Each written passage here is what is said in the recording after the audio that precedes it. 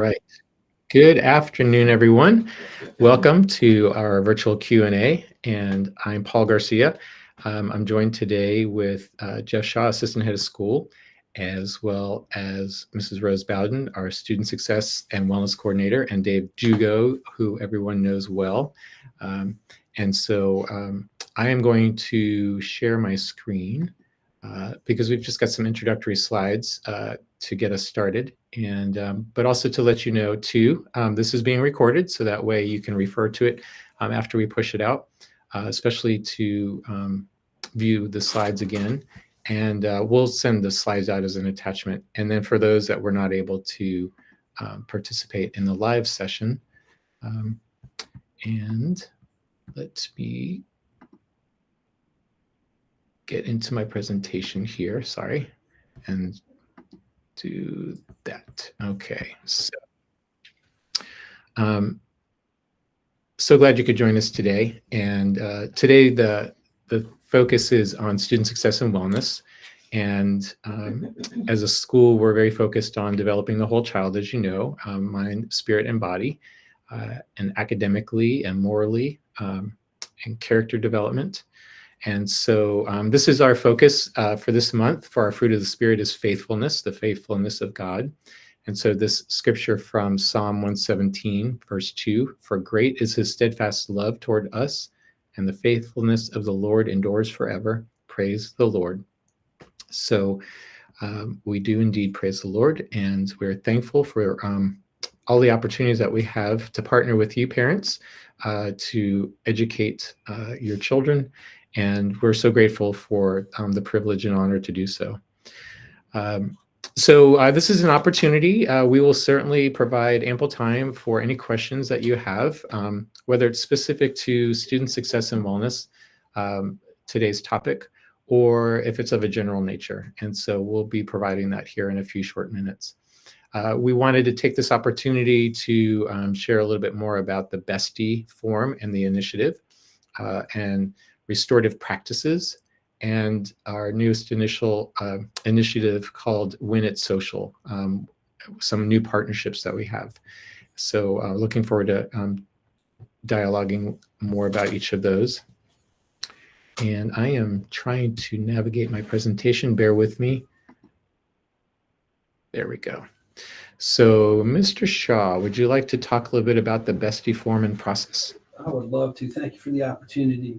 So what we're really trying to do here is provide our students, parents, faculty, staff with opportunities to keep everybody safe, to create great morale at our school, and just try to educate students on things that are going well, things that aren't going well, and give them opportunities where they wouldn't have the courage, possibly not the courage, or wouldn't be comfortable if people knew that they were reporting something.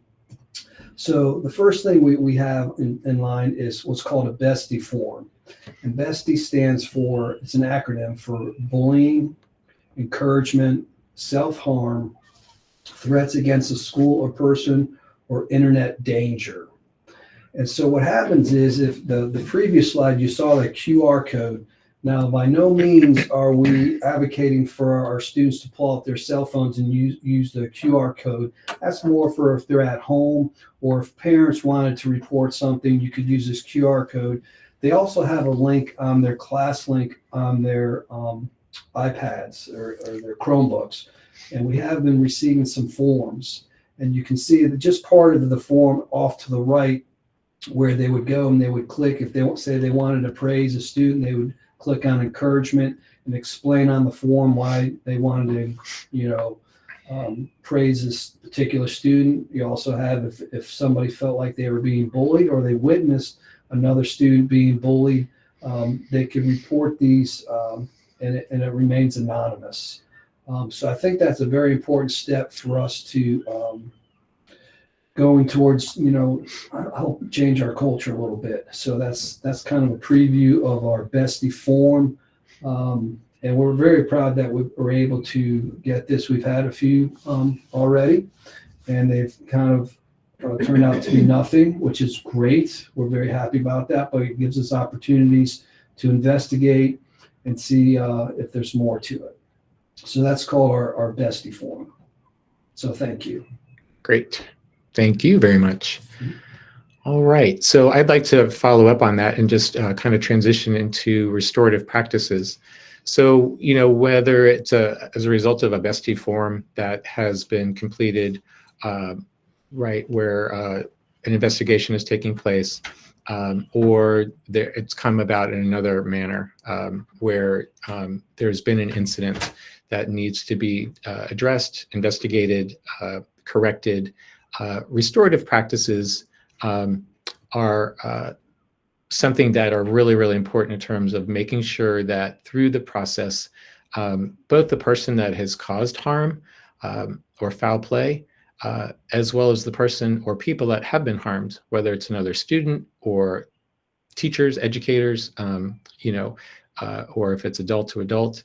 I'm going to elaborate more in just a moment about restorative practices. I did want to take this moment to let you know that as a result of some partnerships with Stetson University, with the Leadership Center, thanks to both the parent, that Dr. Mary Ellen Oslick, as well as another colleague, Chris Colwell, who is the director at the Leadership Center at Stetson, introduced this to us. And so we have actually done part one as a faculty and staff, which I'll show you in a moment about that we've already accomplished the first part of level 1 training.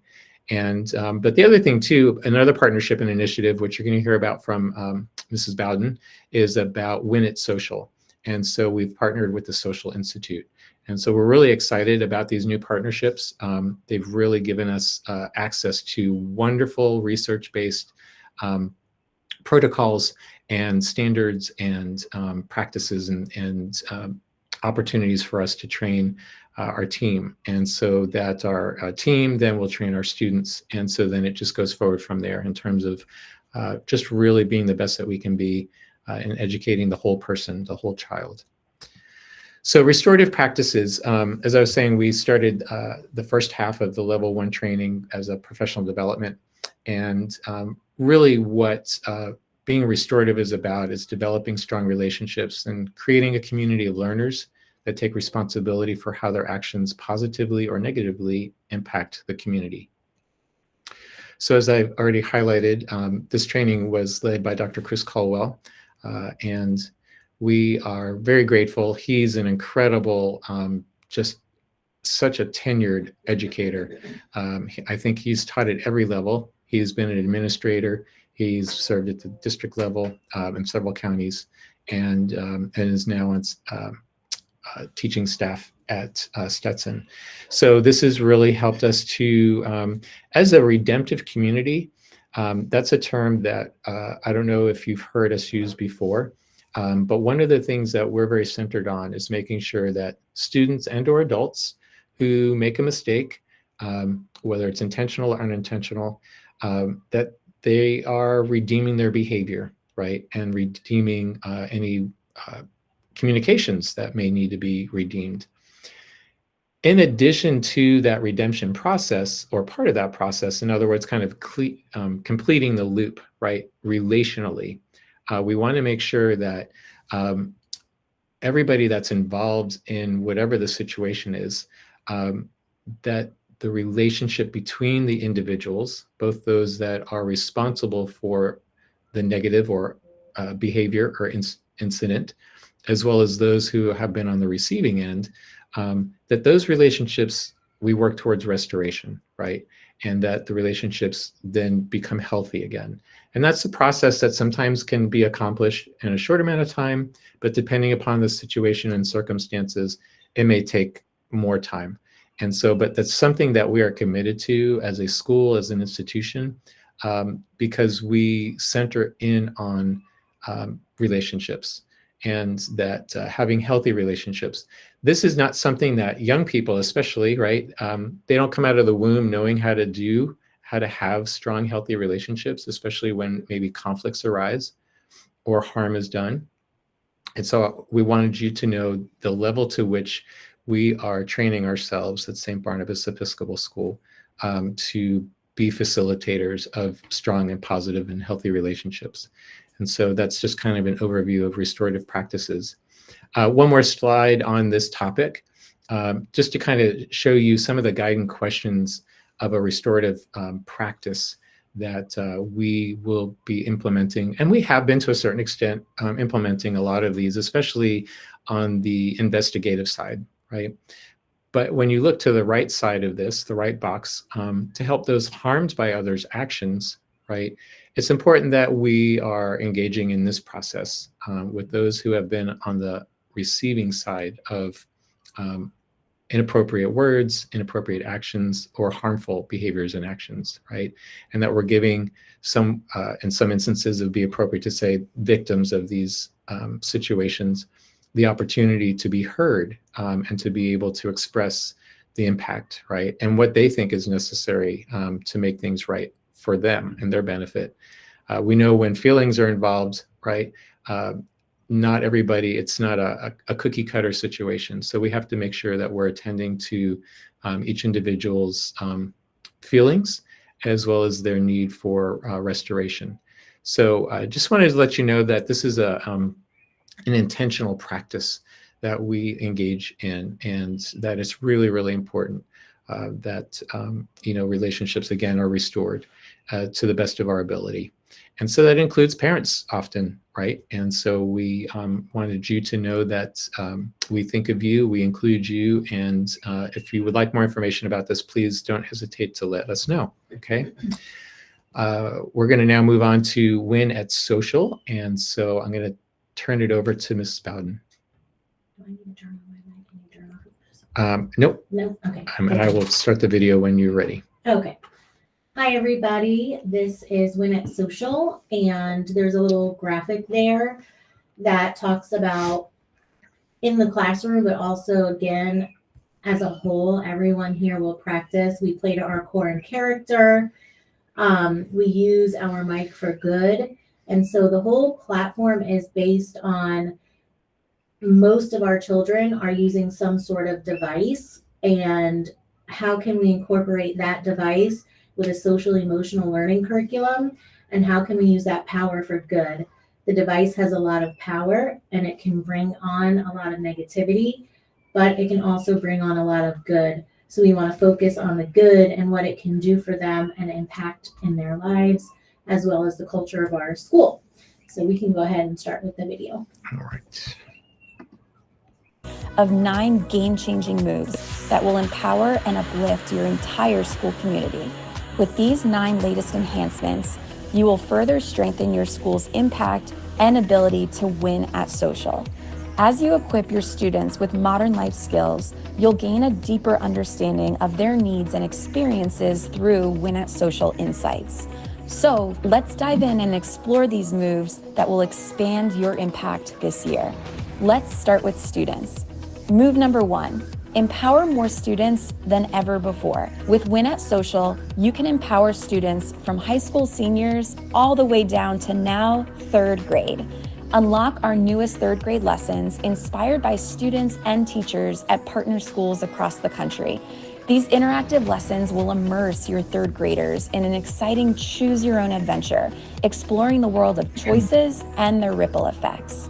Move number 2, take your conversations to the next level with our freshest live lessons and updated curriculum lessons. A new school year brings new student trends and current events, and we'll be embedding them into each and every lesson, enabling you to engage your students while we handle the real-time research and heavy lifting. Move number 3, nurture student leadership at your school with our innovative student facilitator onboarding course. This transformative program empowers student leaders with the valuable facilitation techniques and strategies, enabling them to co-facilitate meaningful lessons with their peers or younger students. Schools across the nation are embracing this groundbreaking initiative, and I'm excited to see more students taking the lead in these impactful conversations. Now let's shift our focus to educators. Move number 4, understand your students like never before. Our new automated Win at Social Insights reports will provide you with real-time insights into student trends and experiences throughout your school. Furthermore, you can compare these trends against students nationwide or track your own student trends on a monthly basis. Move number 5, strengthen your facilitation skills. Complete our newly enhanced educator onboarding course to learn the latest pro tips and insights, helping you engage your students in Win at Social conversations and use insights at its best. Whether you're a rookie or a seasoned pro, this course will help you level up. Move number 6, elevate your school assemblies by selecting from our fresh list of interactive presentation topics. From harnessing AI for academic excellence to diving deep into your school's Win at Social insights and learnings, our team of expert coaches will support you every step of the way.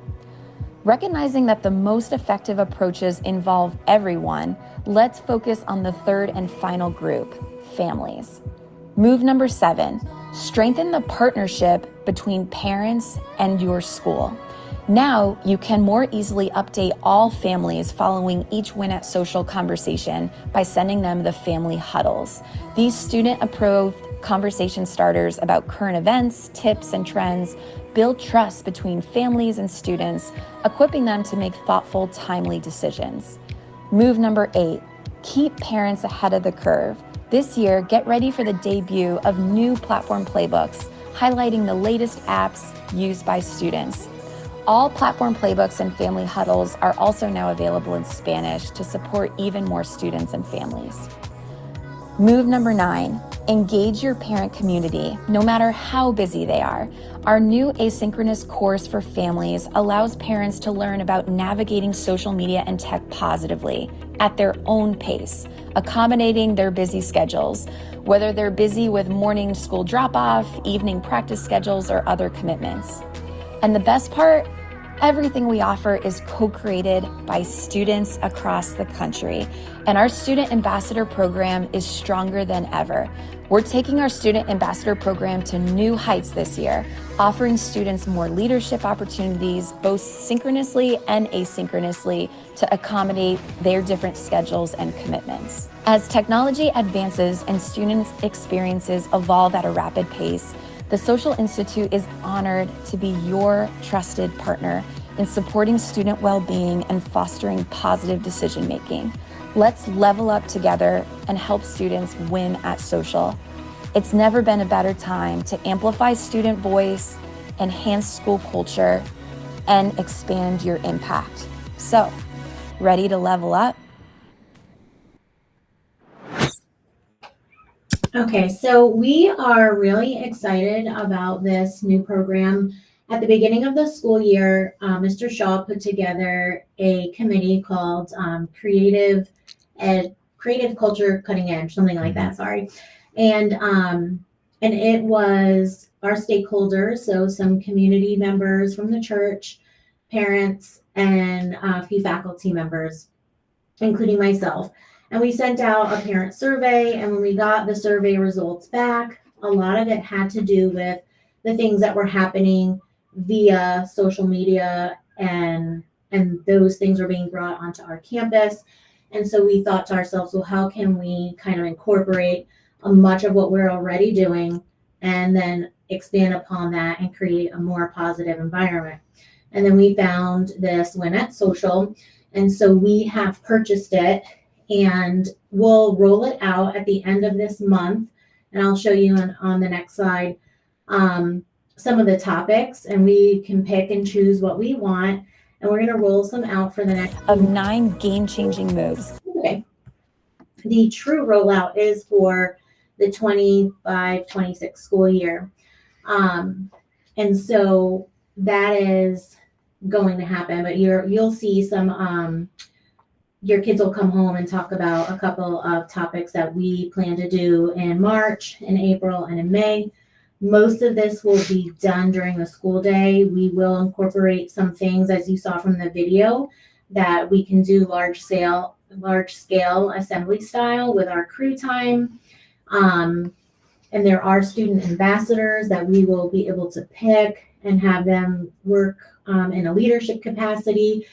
And some of these lessons are co-facilitated. with our students. So again, going back to restorative practices, we are not just doing to, but they will be with, and they'll be learning this curriculum and taking ownership. We'll even let them pick topics. And a lot of the times when students come to me, let's just say a BESTI came in and there's an issue, and we sit down and we talk together, we're learning about the different types of themes that they're struggling with. And then we can bring that large scale to the kids and put that right in their hands. We can go to the next slide.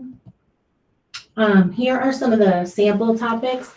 It's a little bit small, but some of the ones that I liked one was navigating all things group chats. That's a big one that comes across, my desk a lot. Anxiety, dealing with things inside the classroom, outside of the classroom, and then also just how to strengthen their ability to use AI and different things. We can go to the next slide. I liked this too. There is a whole curriculum that is just based on topics, and then there's an entire curriculum that will complement biblical connections. And this one on the slide is just one of about 40 that will connect with lessons. So we are talking about partnering with Christian Ed.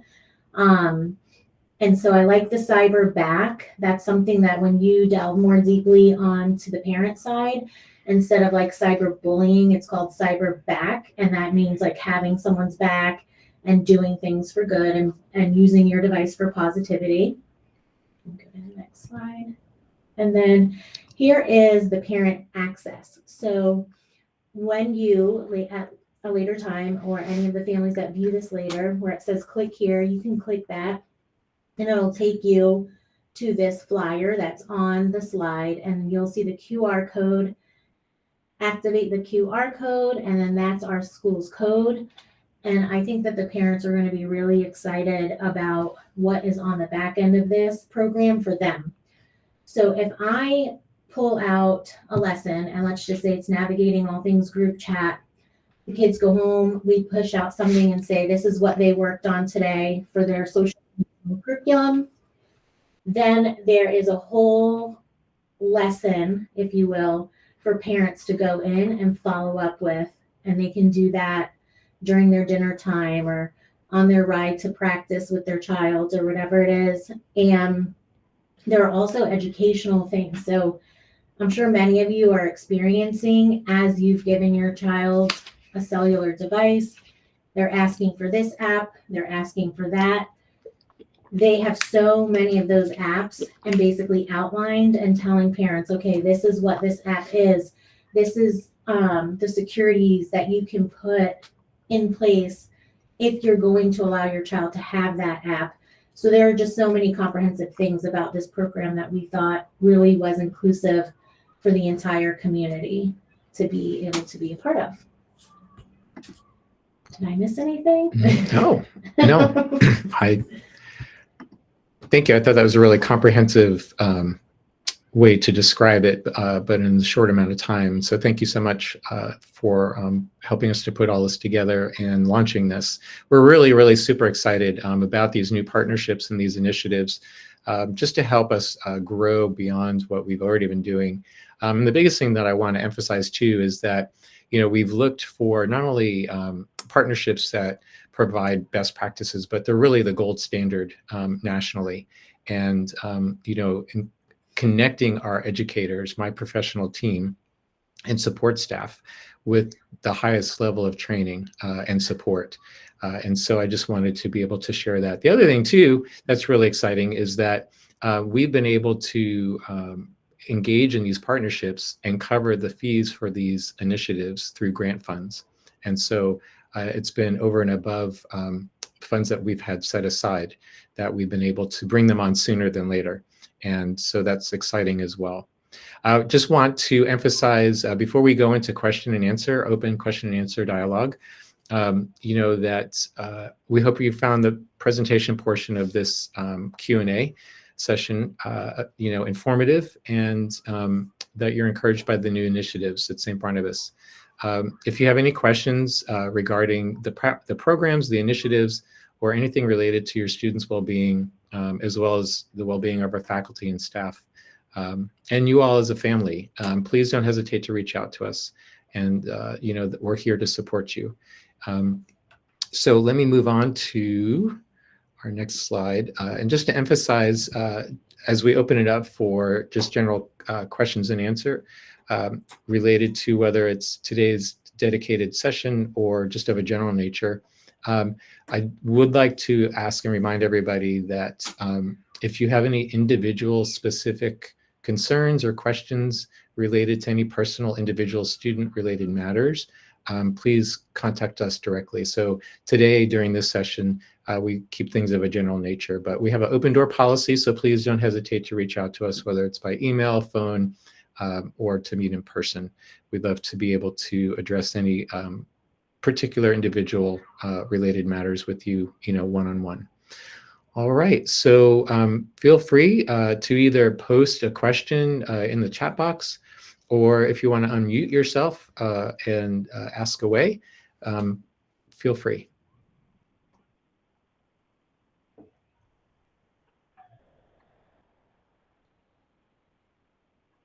Melissa, can you please expound upon how the BESTI program works? Also, can you give a real-life example of restorative circumstance? Okay. Yes, please. That'd be great. Sure. So the BESTI form is a Google form, and they can do this at any point during their school day because they have access to their Chromebooks, and they can go on and fill out the form, or they can do it at home. And then we immediately get an alert that says the form has been filled out, and someone from the admin team will go on and we'll look at it, and then we'll determine, like, is this a Mr. Shaw? Is this a Miss Bowden? And then we'll take it from there. And then if it is a Miss Bowden, really with the restorative circumstance, so where we had a BESTI come in and a few of the girls felt like they were being bullied. So it was 3 girls against 3 girls. So then I'll meet with the first 3, kind of find out, their side, meet with the next 3, find out their side. And then in this particular instance, ended up boiling down to 2. So then we come and I ask the 2 if they're comfortable meeting together, and they both said yes. And then we sit down, we discuss each other's feelings, how it impacted each other. And then can we come to a place of forgiveness? And usually they always do. And then that's how the relationship is restored. And then the 6 that were involved all become neutral parties because it was really just down to 2. Great. Thank you. An example. Thank you. Great question. Rose, on that note, when you do that, do you contact the parents and let them know what's going on? Or is it just something that you handle in school? Not always. It really depends. Like if it's something that we can just handle in-house and it was very minimal, I'm also confidential for the kids. So if it's not something that's impacting any type of harm or abuse or anything like that, and they really would just like to keep it here and work it out amongst themselves, and we can do that. We also do, if we feel like parents should be involved, then we tell the students, like, I'm sorry, but at this time, we want to involve your parents. We need to let them know what's going on, and then we'll call parents. So it just really depends on the situation. Okay, thank you so much. You're welcome. All right, any other questions?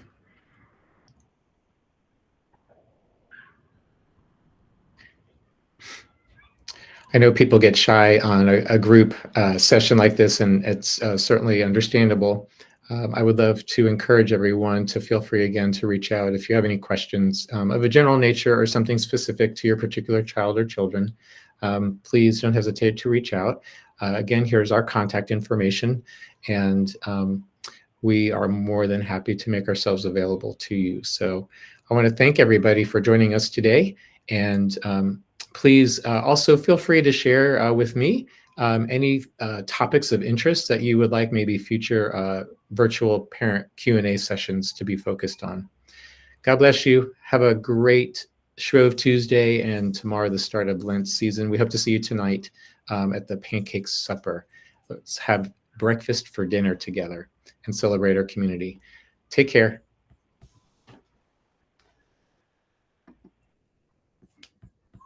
All right.